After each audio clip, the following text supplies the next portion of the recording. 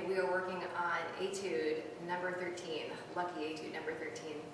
This one is all about the key, which probably looks like a hideous key, and it is G flat major, or in this case, E flat minor. So all those flats except for F, and honestly, that's how I think about it. F is natural, everything else is flat. It's a little bit easier for my brain to take care of that. As I'm looking down the first line especially, you see the bracket that goes over measure 1, the end of 1, all of measure 2, at the beginning of measure 3. If you haven't played from Simandl before, that's just his way of saying stay in position, and I would encourage you to do that. When we get to the end of the line, I'm going to stop and talk about the slurs. There's something you need to do that's a little different there.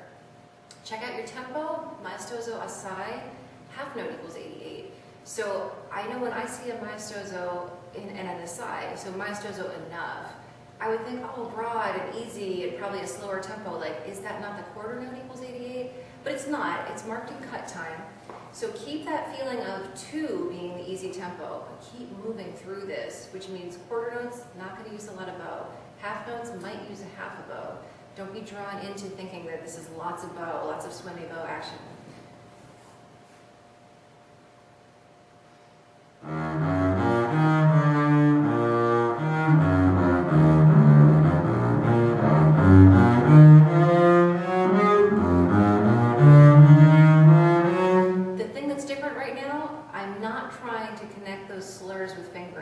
When I get to the end of the first line, I could have fingered F2, G flat 3 or 4, depending how you play, but I still got one more note higher than that.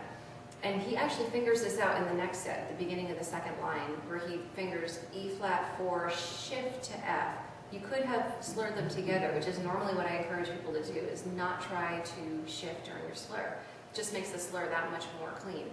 In this case, though, just because of the way it's composed, we're going to have to shift and go up higher.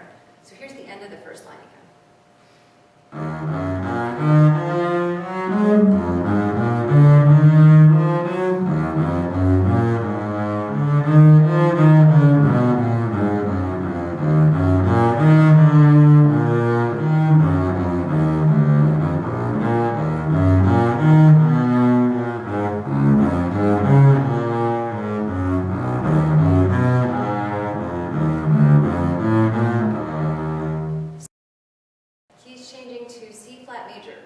So now we can just remember that everything is flat, pretty easy.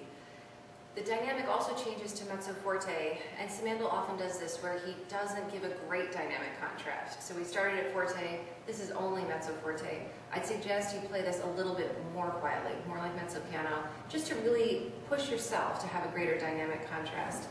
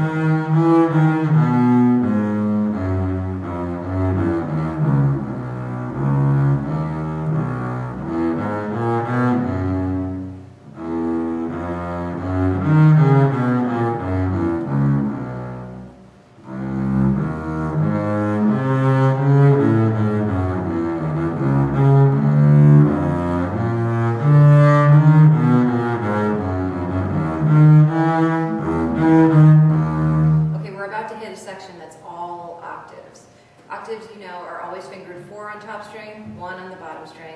And I wouldn't try to cheat here and maybe play F flat 4, E flat 2 shift, D flat 1 shift. Just always shift on the first note of the new set of octaves. And one good way to practice this is to practice just 4th finger, just that top note, just sorting out what the intervals are.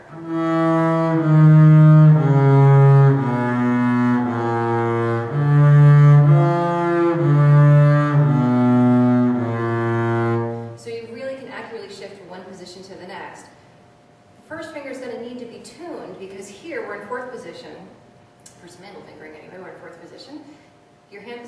a little bit closer, a little bit more, I consider this a more relaxed and natural hand shape, compared to being down half position or first position, where I'm going to spread my fingers a little bit more to make sure that intonation is good across that position.